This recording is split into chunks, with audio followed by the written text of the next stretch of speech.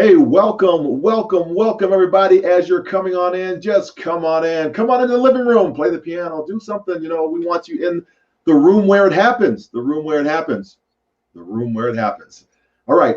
So grab your cup of Joe, some coffee, gather the family around. It's about that time. Take a break from your day. I know that if you're on the East Coast, you're probably winding down your day. If you are in Chicago, you're trying to figure out how to wind your day down early so you can get home quicker.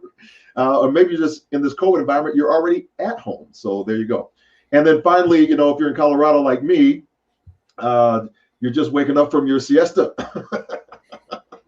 And then in California, of course, you're like, oh my gosh, we got a few more hours to make it happen. So wherever you are, wherever you're tuning in from, wherever you are located, I want to know. So just put that in the chat box. I just want to know where you're from. Hello from Charlotte. I bet that is Lynn Kier. Lynn, congratulations. I just saw what your accomplishments phenomenal. Thank you so much for always being on. First one on all the time. So here's what we have. We are streaming out to LinkedIn Live. We're streaming out to YouTube and onto the Amputee Fear group that I told you we were going to start because we want to have these robust conversations. So what's this all about? You are watching hurdlers of adversity, inspirers and maximizers of pivotal moments. They are helping us to overcome some of the things that might hold us back from advancing in life by using their story to share with us how they have overcome, and then now they're giving back to others. So that's what this whole show is all about. We want to make sure that you are getting what you need, especially during times like this, where it's difficult, where people are feeling isolated, they're at home, they are sheltered in place. A lot of times, some people aren't sheltering in place, and so they're getting slammed on the other side of it by saying, hey, wear your mask and all this. We're all in this together. A lot of people in the United States think that this is just an issue that's for the U.S. But when I talk to my friends in the Ukraine or if they're in Kazakhstan, Uzbekistan, Tokyo, Italy, everybody's going through this. And so I think it's important to acknowledge that we are truly all bleeding red. We're all a part of the human race. So let's help in that space as well. All right. So again, put in where you are streaming from, where you are watching the stream from, because we want to know what's going on. I want to bring on the one from Charlotte. I know that's got to be Lynn here right there, but I'm not sure. I think that's her.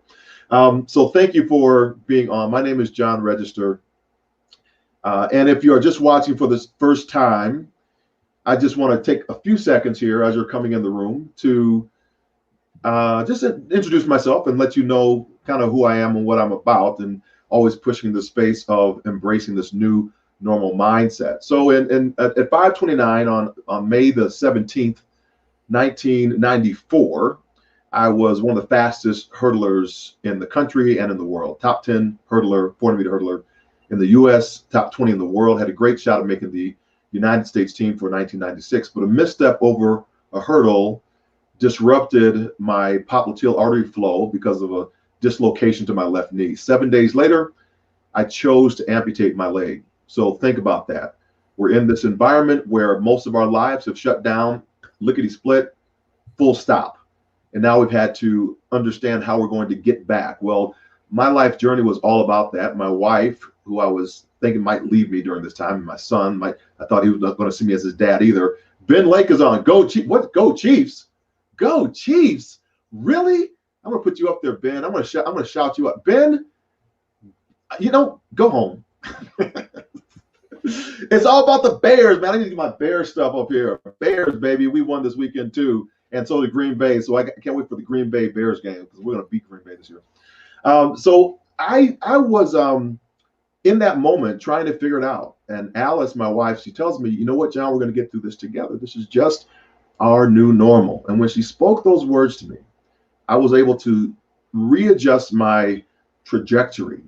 Even though I was going to officer candidate school, I chose to push into this space, into what I didn't know, and to amputate that fear and move forward into something I didn't understand and come out on the other side, to have faith, to have hope that the other side would be better than the side I was actually on. And lo and behold, after 27 months of swimming for physical therapy, I qualified and swam in the Paralympic Games, the parallel games to the Olympics. Who knew? I always thought it was like Special Olympics, but Special Olympics was a total different population. And then I saw athletes running and jumping on artificial limbs. And 4 years after that, won the silver medal in Sydney, Australia, becoming the first American to jump over 17 and a half feet without a leg or a knee. And around here somewhere, I was just on a call, we just did a presentation, silver medal, boom, right there. In America, listen, silver's good. It's not losing gold. We have a whole conversation about that and entitlement mentality, all right? So here's what we have today. As you're coming in, and I see we have folks on LinkedIn Live, we got folks on YouTube, we're streaming all over the place. So this is great.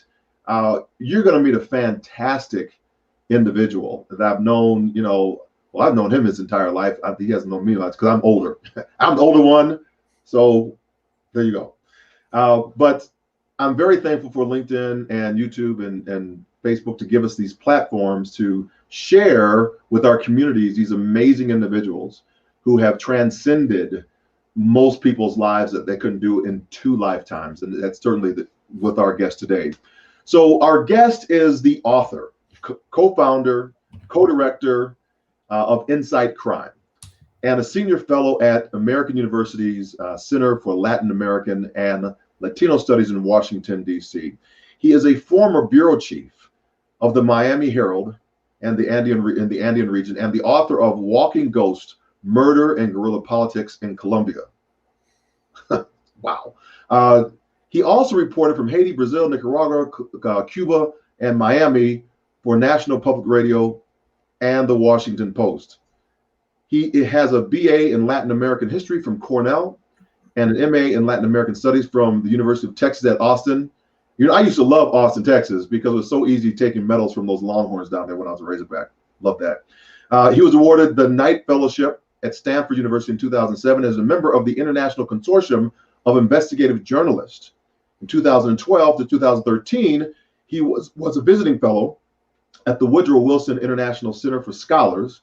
His second book, which we'll talk about today, MS-13, The Making of the World's Most Notorious Gang, published by HarperCollins in 2020, just this month, is just an amazing read. I'm just starting the read right now, and it's riveting. You have to get that book. It's just, I'm learning so much in just the first few pages of this, ladies and gentlemen. So please welcome who I call Little Steven Dudley. Little Stevie. So many memories. So many memories. Oh my gosh. It is so great to see you. Yeah. It was Elmwood Avenue, South Elmwood in Oak Park, Illinois. We were at 312 South Ridgeland. Yeah. We were on the 200 block of Elmwood. Mm-hmm. And our families grew up literally all of our lives together. Yeah, first in St. Louis, right? And then first in St. Louis. Yeah, then up to Chicago. So no, it's life circles, man. Life circles. To see you there, you've always been an inspiration, and now look at you. You're literally you're the embodiment of inspiration. So it's great to be here, Johnny Rich. All right, man. I'm looking at you. I got all the books behind you, and plus the MS-13. Bam! It's right there, front and center. Yeah. And I love, because you probably read all those books. Like, unlike other people that have put bookshelves behind them, they probably haven't read all those books. You've written a few yourself. But you're kind of, before we get to the book, with your family history. I mean, such a dynamic family. I was going to kind of shout the Dudley family out right now, because everywhere I turn, you all are killing it. I mean, what do you attribute that to? I know the parents and, Carl and Shirley, of course. What do you attribute that to? That, you have Andrew's Wall Street mogul, you got Nathan, who's, changing school systems and everything. You're down running in Nicaragua and write these. What do you, I don't know where Debbie at, but I think Rebecca, she's doing clergy stuff. She works for the Red Cross now, the International Red Cross out of New Zealand. And wow. Debbie runs the publications and the magazine at St. Lawrence University up in New York State. So there's look, this is I think we're products of our environment. You were part of that environment. our parents, both of our parents, that's where they met. Our fathers met when they were young pastors in St. Louis and doing some amazing work, work that they never thought probably would be have a kind of, a redux, which is what we're seeing now, this kind of hit the streets, Black Lives Matters, that all began in the time period in which our fathers met and our fathers connected. And so we're now, 45, 50 years on from that, and that struggle continues. But I'm sure you're just as committed to those things as our parents were, and we're products of that. I'm the youngest of five. All my older brothers and sisters, as you mentioned, are very accomplished, a wide array of activities. And I'm privileged. I was given an opportunity to pursue what I wanted to pursue my whole life. And yeah, I took some chances. At a certain point, I just picked up and moved down to South America. And I didn't have a job or anything really. So, those are the kinds of things that you're able to do if you have privilege. I knew that if I'd fallen backwards, somebody was there to catch me. So it really, in a large part, comes from that. You're a product of your environment, but you're also, you have a safety net, and I appreciated having that safety net. It really has allowed me to explore things I wanted to explore. I love how you framed that, because as you were speaking, I was thinking about, and many of our guests on here will know that I did a LinkedIn Live or something. I did something with my daughter, right? It was she was the one that organized the first peaceful protests after George Floyd up in Denver, Colorado. Yeah, I was really hesitant about her going up there, seeing what I've seen around not only the United States, but some, around the world. I'm just like, I don't know if I want my daughter going into that.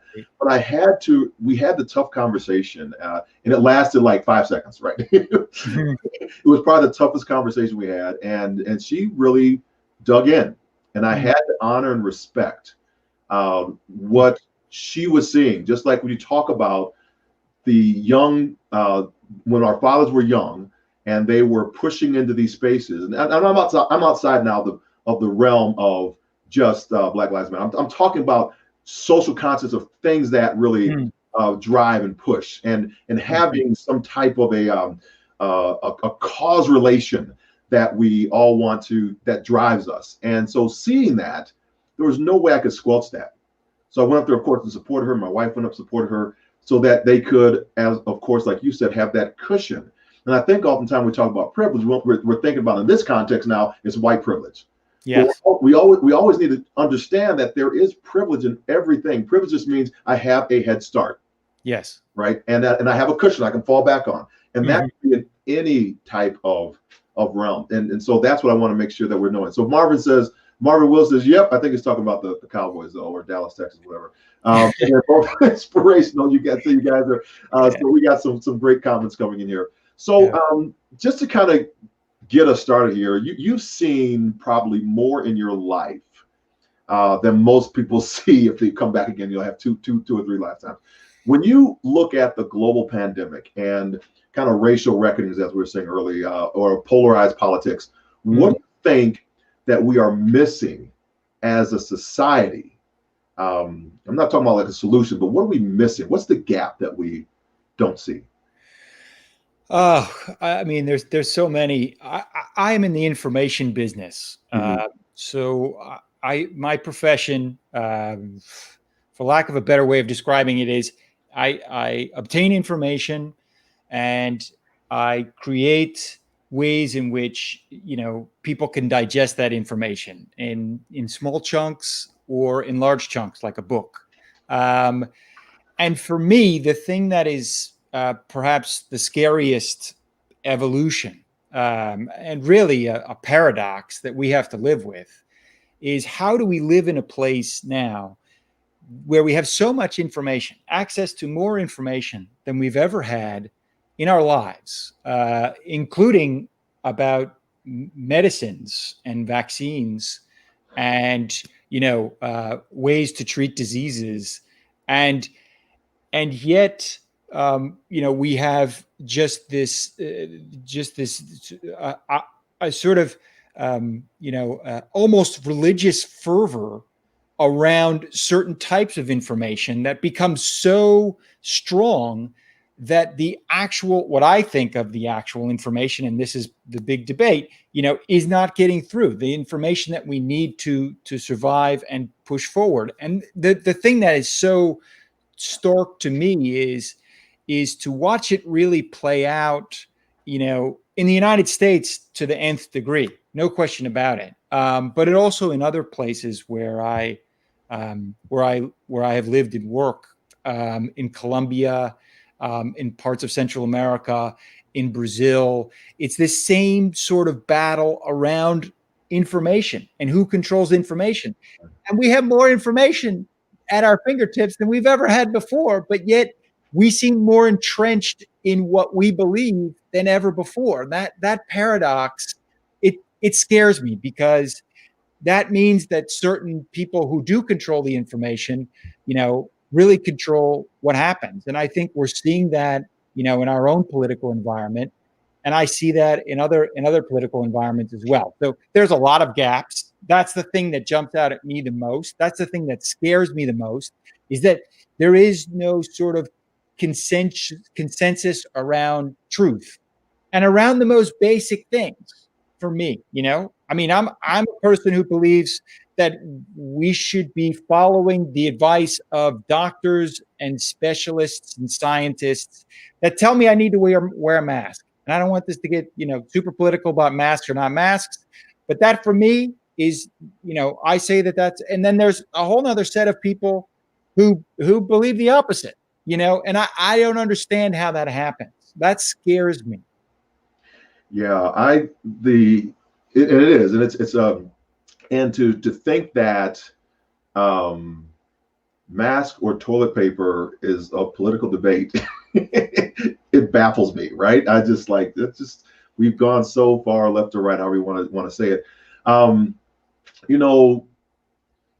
in this conversation, right, there's I want to get to the book, but at the same time, I want to kind of tee it up and understanding it from a framework that's kind of this global thing that we're looking at today. So the last time I remember seeing you really is kind of Oak Park, best high school to ever, go Huskies, on the west side of Chicago. And I think a lot of what, at least in my day, when I went through there was a lot of things I didn't understand about the education I was getting.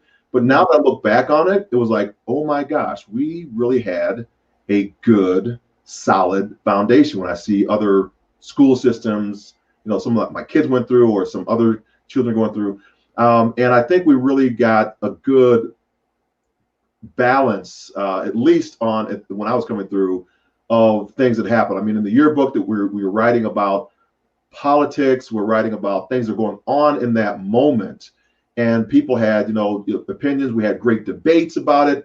I know around our dinner table was always about, and my dad saying, you're not allowed to argue unless you can argue the other person's point, right? So it's kind of those debate type deals that we could do, and still come out respecting each other.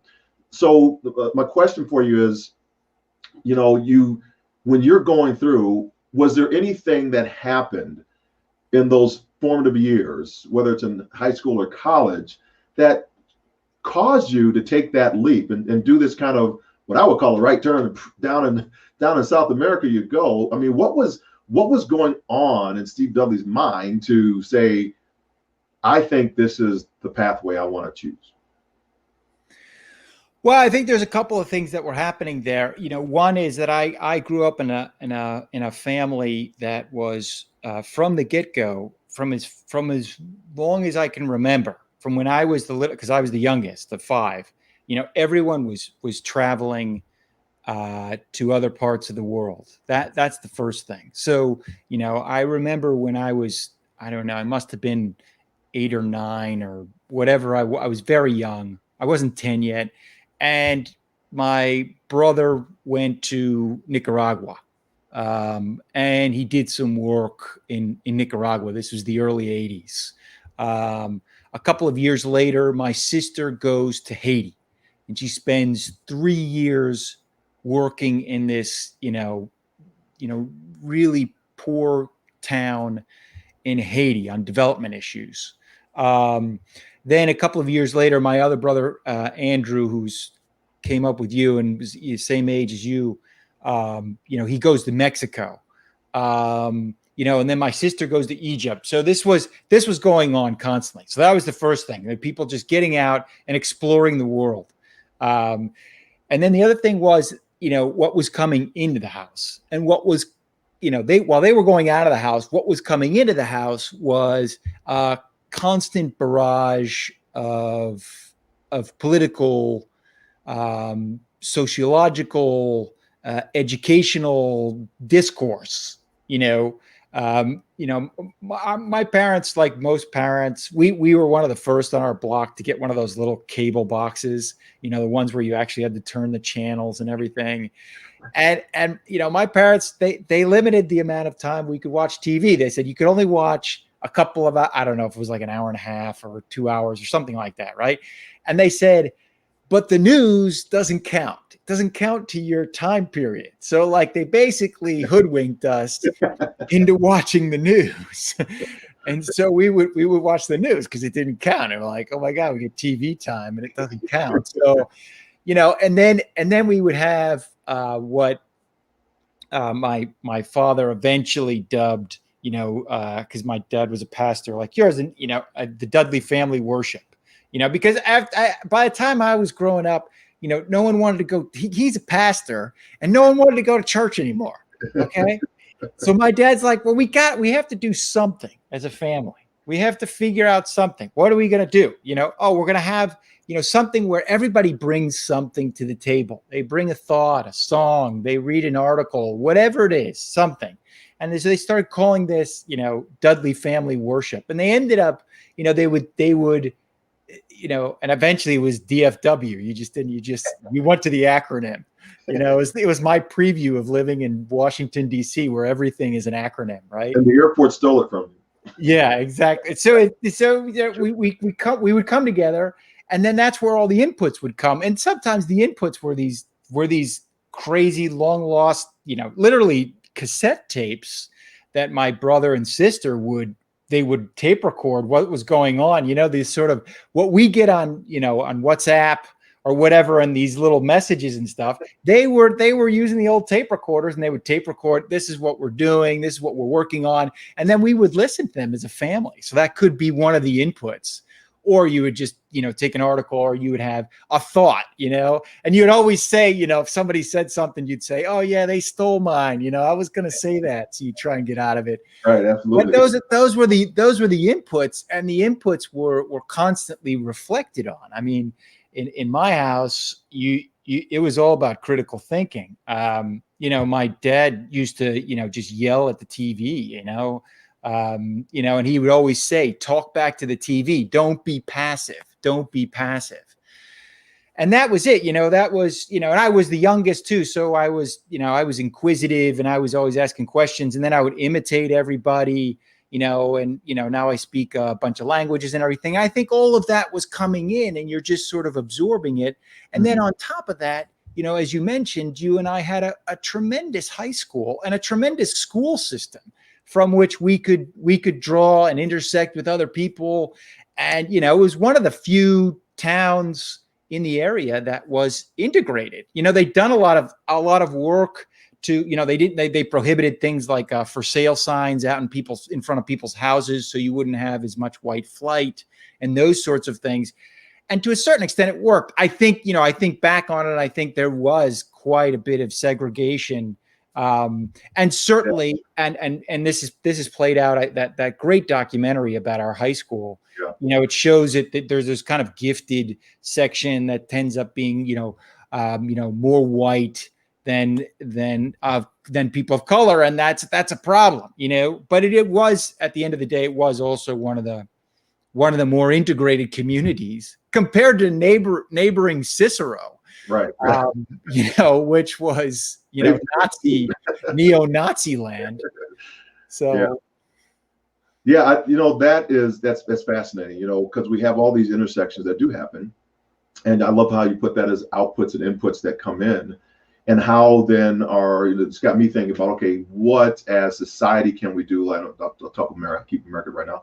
What can we do in this season that we're in to have some of these times that we can make happen? I was just on a call. I was just doing a presentation for a group earlier today, and when I asked them one question of what are the kind of positive things coming out of COVID, a lot we're talking about the family time, and so yes, we have all these negative things that are happening. I wanted to just begin to give the hope that we can, even though we can't see the light at the end of the tunnel, there is one coming, whatever that looks like. And so, and the family, it came up a lot. I'm home now. I can do other things that I wasn't able to do before. So those were some of the things that were coming forward. And I think if we act with intention, we can do some of those things, right? We can yell back at the TV. We can, and not throw stuff at it, like when I'm throwing stuff at the Bears game or and breaking my television.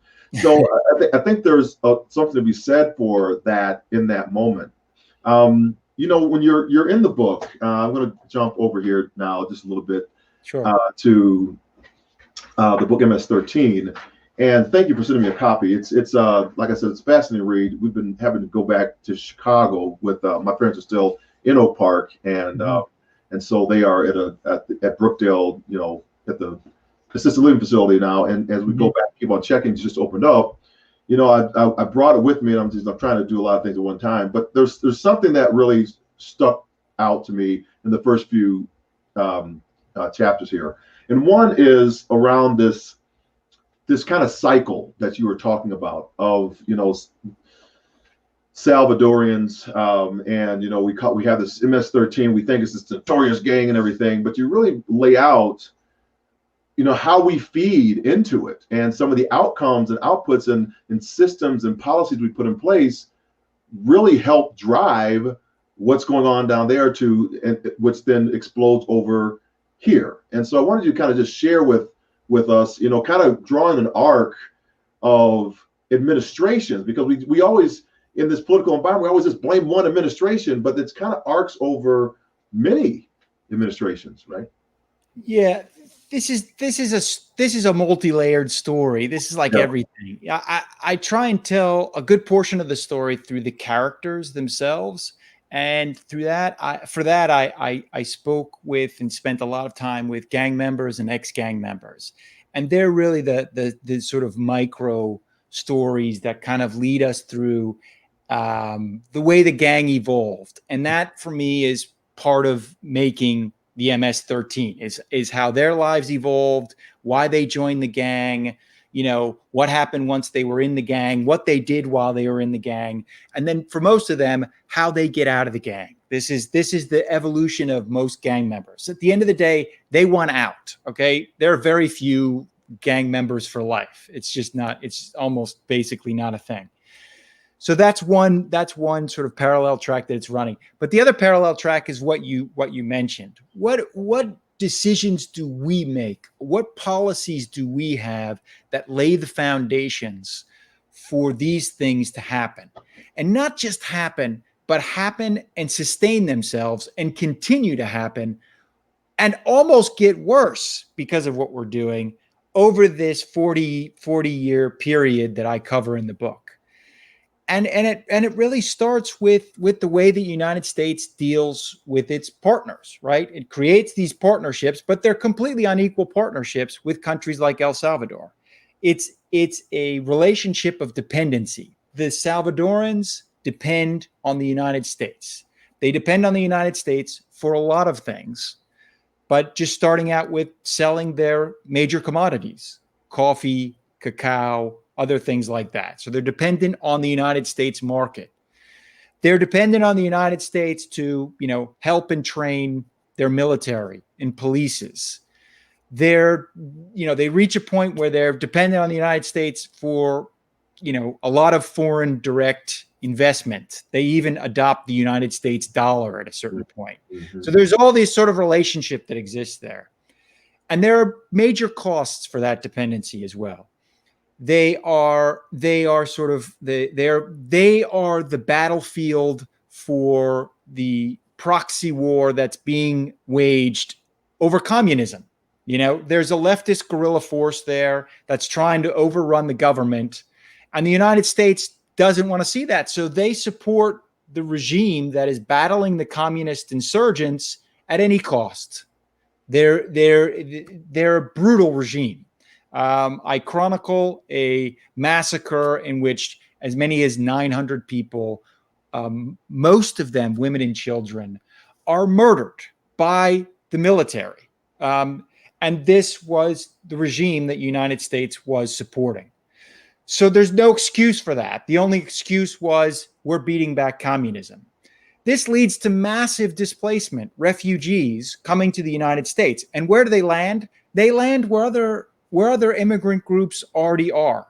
So it's an incredibly competitive environment.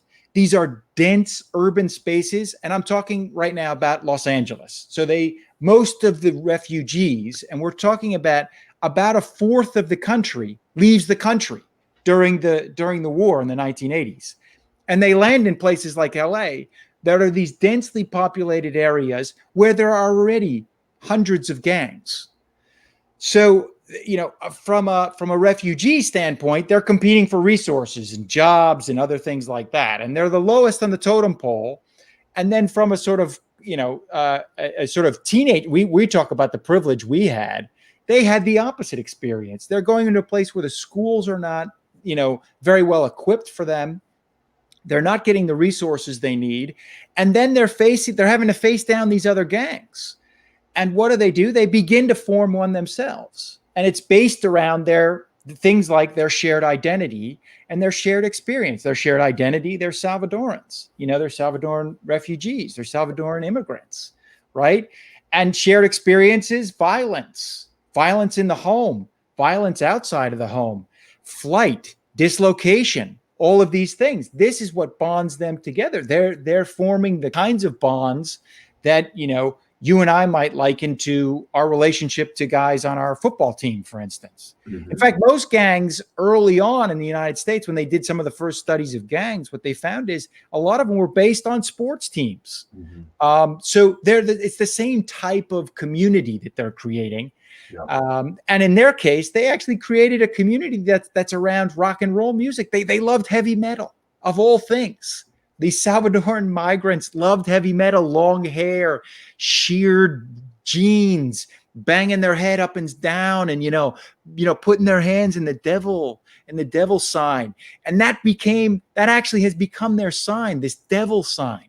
It comes from their love, their shared love of heavy metal music at the onset. Of course, over time, because of all these other things that are happening around them, these other predatory gangs that exist around them, they too evolve. They evolve in a very predatory fashion. They become a very ritualistic, predatory street gang.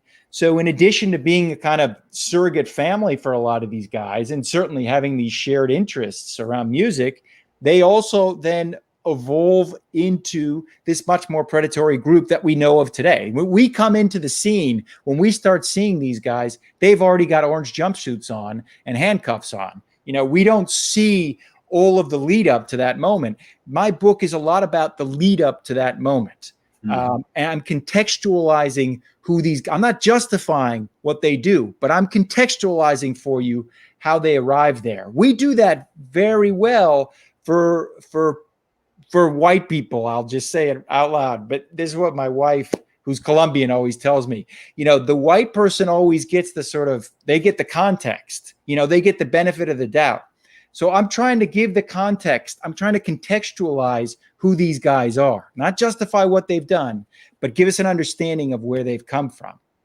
Well, I think you've been laying it out, and I see it's a lot of parallel universes. I was talking to another gentleman over in Scotland. He's from New Orleans, and we were having another conversation on, just kind of race and this whole era. And one of the things that we find is that it's just not, to me, it's just not labeled to whites or blacks or anything. It's kind of a if I have power, then I don't want to lose that power. Mm. And I can come in as a savior, to an environment, or I can come in as an ally to it, or I can come in maybe as a soldier to it to be involved in the fight. And I think that might be an evolution that we look at. So in the context you're talking about here, we have kind of white savior. I'm going to save the day. We're going to save you, Salvadorians, and we're going to give you what we need. And then we need to look at the allyship. But we don't want to look at allyship because you're murdering and killing folks here in the United States, but we don't see what's going on down there either, right? We don't see that massacre. We're not privy to yelling back, like you said your father does, back at the news, back at the system that's telling us what we should and should not believe. We have this thing. I want to read this to you. So on page 26 of your book, said people enter the U.S. without authorization to escape violence, threats, civil war, natural catastrophes, and economic peril, as well as to reunite with family. But these migration patterns are also the result of long-established colonial relationships between the United States and Latin America. And so when you say that, help us to understand that tie, that connection, so that we can be, well equipped, better informed, understand. Because I think we think that this is a huge gang, right? We think, it's been likened to Al Qaeda, but you're saying not really when you look at it. So help us understand that, kind of that context. Well, there are two things there. One is this colonial relationship. I think that we have an unrecognized colonial system, and El Salvador is part of that. They are, as I was saying earlier, they are completely dependent on us for a lot of things. Mm-hmm. And we use them, and we buy their cheap commodities and we use their cheap labor, but we don't want to accept them in our country. We vilify them. And when we vilify them, we vilify all of them. And we conflate things like the MS-13 with the whole Salvadoran communities that are here. The number of gang members is minuscule. I mean, it is a teeny number of Salvadorans and other immigrants that come in the United States that are gang members or that become gang members. These are very small numbers. President Trump has talked about them as occupying cities. There's no one occupying any cities. They're not occupying any cities. These are cells in the United States of anywhere between 10 to 15 guys. They're not even full-time. This isn't like a full-time job. Most of them have jobs. This is something people just don't understand. And most of them, again, they slowly drift out of the gang. I mean, this happens over time. So there's a lot of misperceptions about, kind of who they are and what they represent. And then because there is a misunderstanding about who they are and how big they are and what sort of threat they represent, then it's easy to conflate entire populations. Or when there are caravans coming up, from these places like Central America to the United States, then they start talking about, well, there's MS-13. Those people are fleeing, in many cases, the MS-13 and other gangs like them. They're running away from them. They're not the membership of the MS-13. So it's not just that we're conflating. It's like we're conflating them, and they're actually the victims. So it's almost worse in a lot of ways. But because the gang is this very complex thing, it is this surrogate family for many people, a protector of sorts. But at the same time, it is very violent and it is involved in criminal acts. So because it is all these things at once, it lends itself to being a political football that it has become. And that's essentially what it's become. So a lot of this book is trying to demystify what the gang is, what they're about, how they operate. They're not a hierarchical organization, for example. It's very diffuse, very horizontal. They're not an international drug trafficking organization. It's a very hand-to-mouth, rudimentary criminal organization. Most of it is based off of extortion, and extortion in the spaces where they live and operate. So their victims are mostly other people who live in their area, and those are Latino communities, so there's a lot of things about them that are used politically that are really sad for me, because really the ones that are victims of this, we're kind of double victimizing them. The Latino communities get it on both ends. They're being victimized by the MS-13, and then they're called the MS-13. So it's really a sad thing to watch play out. That's fascinating. And we see it happen time and time again. I want to pause just real quick, just to highlight some of the folks that are on right now. And Stacey Bush, she puts up here, battlefield proxy war against communism, and so she's got that one. Marv is up there. Yep. So I think some of the things that are, and then one, I think this is Lynn says that, you guys, great to see you, both inspirational. So you mentioned caricature, right? The characterization, if I put everyone into a bucket or a label, it's much more easy to say those individuals, those people, and I can group a community together instead of individually. I laugh. A lot of folks, when they're asking me, John, what should we call you? Should we call you Black American, African American? Should we, should we call you an amputee? Are you disabled? Are you not disabled? And so I kind of get it, because we all want to have a label. And so I'll, kind of say, well, I can no more disassociate myself from being Black American than I can being a person who's an amputee who has a disability. I can't do that. So instead of calling me, I said, we often in the United States will put the description behind something. So we say the description in front of us. So we'll say Black American, right? Mm-hmm. So what if we did that with introductions? And I say, so let me introduce you to my amputee friend John. Mm-hmm. Let me introduce you to my Black friend John. Yeah. We just don't say that. And so we could flip it, let me introduce you to my friend John, who happens to be Black American, right? But then why do we need the qualifier? A lot of women will say that too, Supreme Court Justice, and we'll say, she's the first female Supreme Court Justice, or she's a Supreme Court Justice and she's female. Why do we have to qualify that? You're just a Supreme Court Justice. So I say to most people, the evolution then is, well, why don't you just call me John? And keep everything else out of it. So I think that's where we, when you look at Holocausts, and we see in Nazi Germany the characterization of Jews with starting to get long noses, and because there was an infestation of rats. And so we start going down that path. And so now we dehumanize so we can attack. Mm-hmm. Same thing with Blacks in America. You have the Uncle Remus character at first, and then when you have policies that come in place, fear strikes, and now you have these predators, often of reflecting the society in which they came in. So I don't get my skin color because everybody in my line was, kind of dark skinned. Somebody probably was raped along the way of that who I was working for. Thomas Jefferson, Hemings line. And so that which we did to that group of individuals, now we're fearful that they'll do it to us. Mm-hmm. So now we have to dehumanize them in such a way. So as in your perspective now, is that what's happening or has happened with MS-13? Have we kind of gone off and put them in a they category and demonize them so that we can't see clearly the humanity?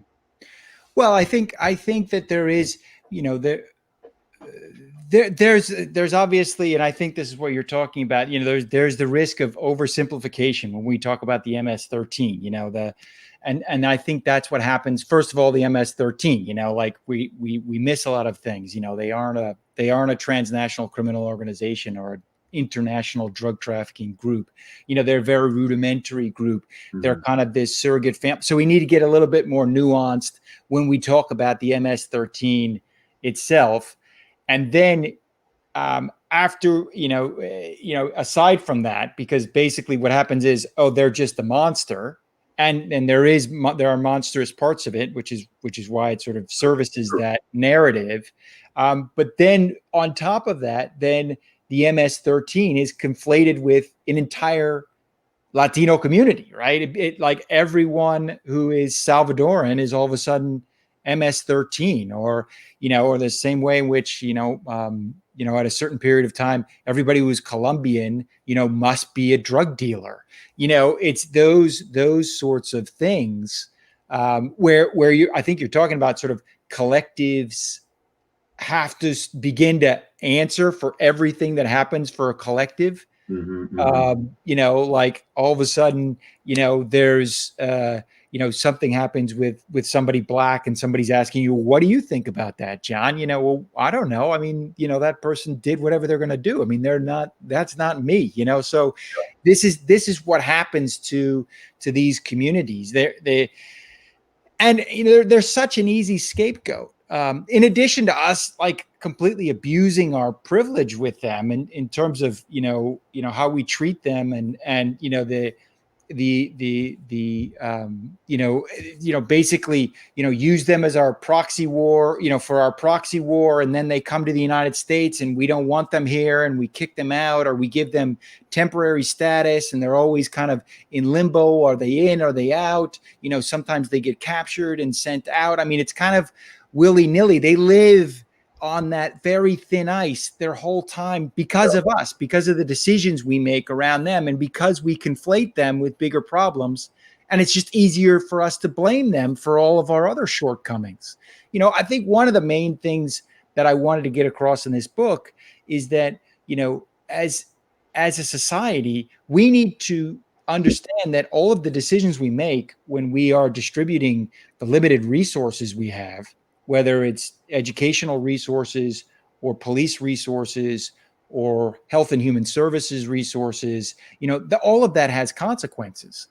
When we eliminate, these services, and then just simply bolster up the police and think that we're just going to, arrest our way out of a problem like the MS-13, what we have is a 40-year problem. This has been around for 40 years. Shouldn't we be rethinking the way we're dealing with this? No, we just keep going down the same path. And not only that, but the path that they created, or they started in LA, when the gangs started, going back to our earlier discussion about when the gangs started in LA in the 1980s, they created a kind of model to deal with the gangs. And a lot of that was based around arresting their way out of the problem.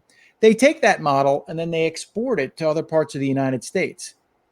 Doesn't mean it works particularly well in other parts either, right? It alleviates our immediate, law enforcement focused mind, but it doesn't alleviate any of the underlying causes for the formation and strengthening of the gang. It doesn't eliminate any of that. It doesn't deal with any of that. We take that model, we move it elsewhere in the United States, then we move it to Central America. And of course, the same thing happens. So, we shouldn't be surprised when we take these simplistic, analyses of these populations, in conflating different things, and we try then to apply a solution to a simplistic analysis. You're gonna fail. And that's what happens. So I think we need to take a step back with these things and begin to separate the pieces and start to think about them in a very nuanced fashion, a very complex fashion. Mm-hmm. These things aren't black and white. We're not black and white. We all live in this kind of gray area.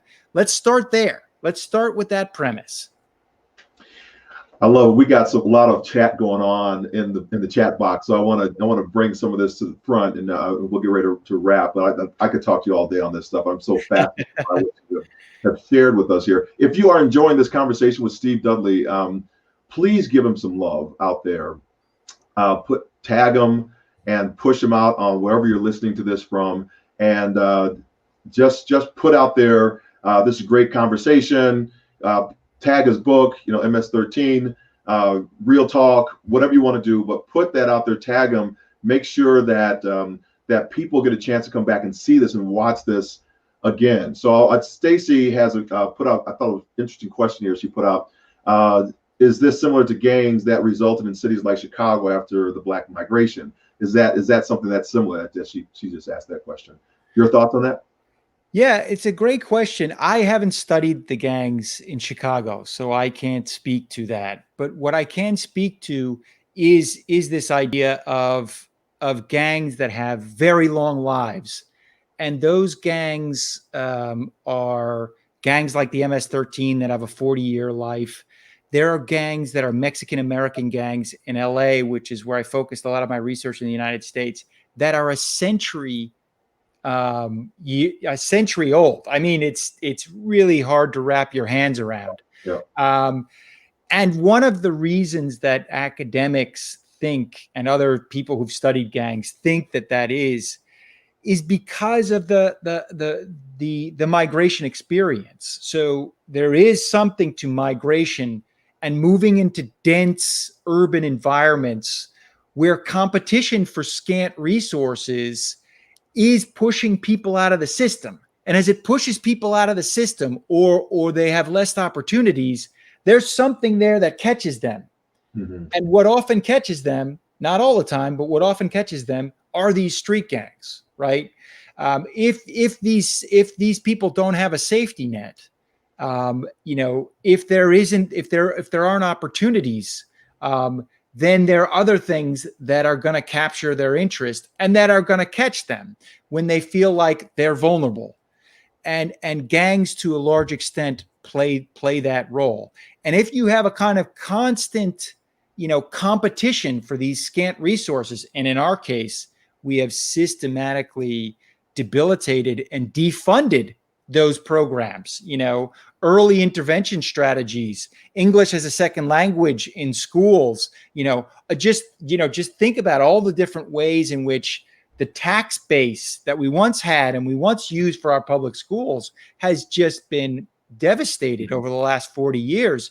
We're just creating more fertile ground for all kinds of gangs, not just Latino gangs. Yeah. Fantastic. One of the things I was writing down here as you were talking is that gang. What you were saying that in the either the policing or over policing of it, and we just kind of make a simplistic solution is that the gangs were getting. You said in the book is the gangs get better in the prison systems. They just figure out how to do things faster and better and more streamlined because they're all grouped together, and so they got a powerful mind that's inside of that and understanding how they can actually reach out and touch people from inside the system as well as outside the system as well as inside the prison system. So taking control over there. One of the things that you state in the book, we won't go into it right now. I want everybody to get this book, is talking about from Reagan, Bush, Obama to Trump, understand this vicious cycle. I thought that was a fascinating point that you were bringing about. I'm not going to go into it right here, but the last question I really have for you is fear. I talk a lot about fear, and not fear from the standpoint, oh, I'm afraid, but more from the standpoint of what I'm going to lose. Why am I so fearful of this entity, this either group of people, these not necessarily something that is like jumping out of a plane type fearful, but why am I so fearful of this societal lens that I have right now? What is it that and it's usually based in loss. So what is it I'm going to lose becomes the question. And what am I holding on to that I don't want to give up? So what do you think, in your opinion, around this conversation is what we are losing? Yeah, it's such a good question because it gets at the heart of why the narrative around the MS-13 works is exactly that. It really goes to some of our core fears. I can't speak for everyone. Obviously, we're talking about collectives and speaking for people. Yeah. But what my sense is that the MS-13 represents many fears. At its sort of most base level, there's a sort of fear of my own physical integrity, right? And that people believe that the MS-13 is going to victimize them. The reality is that is very remote, extremely remote possibility. But that doesn't mean that they did a poll of Trump supporters, and the vast majority of Trump supporters had a major fear that the MS-13 was going to victimize them or one of their relatives.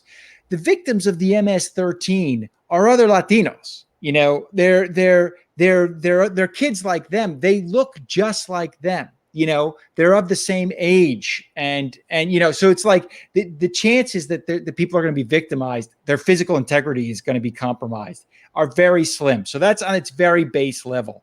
But I think on another level, what we're talking about is fear of the evolution of this place we call the United States.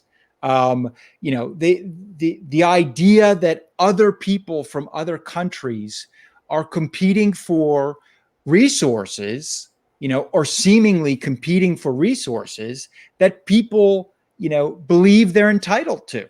They believe that they are entitled to certain resources, and that these other people are invading, literally those are the words that people use, invading and occupying, and attacking and, using machetes to do it even.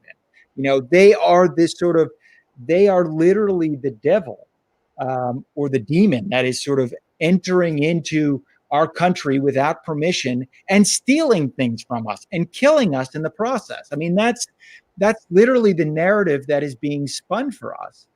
And that's what these guys represent. And that is a powerful narrative for a lot of people who feel very vulnerable, both in COVID, pre-COVID, and as the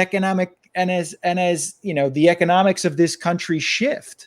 And everything else that has happened. So, there are a lot of people who fear that. And this narrative, it couples perfectly with what they think is what is taking things away from them. It isn't, but it fits very well with what they want to believe. Does that make sense? Absolutely. Absolutely makes sense. Thank you so much. Everybody, we have been on with the Steven Dudley. The Johnny Rage. MS-13, The Making of America's Most Notorious Gang is right. That's his new book, just came out this month. I got my copy. You need to get yours right now. It's a fascinating read. And, this is one of those things where it's apolitical. Just read it and for yourself. This is how we get the information. Don't put your left or right blinker on. Just look at it. If you got to throw something at the TV, you got to throw something like Carl Dudley used to do, or throw it at your computer, then do it. Let's have a robust conversation. Let's talk to each other. I mean, that's the whole deal about it. We had some great comments on here, Steve. I mean, I'm not gonna put them all on, but Stacy, Jared, who else? Barry, it looks like, was on there. They had some phenomenal comments. Once again, if you enjoyed this conversation and think that this is valuable, please do. I think it's at Steven S. Dudley. Is that right? So we want to put you out there and make sure that we are promoting him. You can go to my website too, stevendudley.com. You can find tons of information there. So stevendudley.com. Somebody put that in the chat box as well. We want to make sure that you are supporting him as he's doing this phenomenal, just groundbreaking work and just bringing insight. That's a great name, I think, right? Insight to that's right into this, or insight crime. So thank you for being on. Just stay on for a couple seconds. We'll close the show out here, and we'll come back and talk to us in a second. So thank you, everybody, for being on. I really appreciate all of you and the comments that you had today. Just a fascinating conversation with Steve Dudley. So today we have a lot of things that have been happening. I just finished up a training session with PMI, Project Management Institute of Iowa. It was a fantastic conversation we had. I'm going to be on Monday. If you know anybody that is looking for a professional communicator, I'm going to do like a showcase, right? Just me. I just thought about this. I'm going to just put it out there because I have about a few dates left on the calendar. If you're looking for somebody to do that, and just DM me. We'll get you the link. We'll get you all set up. So where am I next week? Next week I have I think I'm with Cable Labs Concordia Summit 2020, which is happening right now actually. The NHE Property Management Remember, you can join our Facebook group. We're having robust conversation. We just topped 100. We just started this a month ago. We have 100 people in there already. We're having some great conversation. I go live in there at least once a week, and we're getting everybody to we're getting the group so that they can share what they want to do inside the group instead of me kind of dictating it. So I want it to be every one of us. So if you do that, go to facebook.com/groups/amputate fear. You'll see all of these in there live as well. That's the only place you'll see it outside of this LinkedIn Live. So remember, you are the inspirations. You are the catalyst to motivation. Motivation in turn causes actions. Actions lead us to transformational results. And those results, they re-inspire us or allow other people that are watching to catch the vision. The charge, of course, every week is to go forth and inspire your world. Why? Because go, that's your command. Forth, that's your direction. Inspire is your vocation. This mission belongs to you and you alone. It's your DNA. Only you can do it. And world, this is your sphere of influence. Thank you so much, everybody, for joining us on Hurdlers of Adversity, Inspirers and Maximizers of Pivotal Moments. We'll see you back here next week with another great guest. We have a great surprise for you. It's October the 1st. So, of course, that's Disability Employment Awareness Month. And we have the Judith Human is going to be on. I can't wait. She was on Trevor Noah. Oh, my gosh. I got one of Trevor Noah's hand-me-downs. So I'm happy about that. So tell Trevor I stole one of his guests. So thank you very much. And we'll talk to you a little bit later. God bless everybody. See you soon. Bye.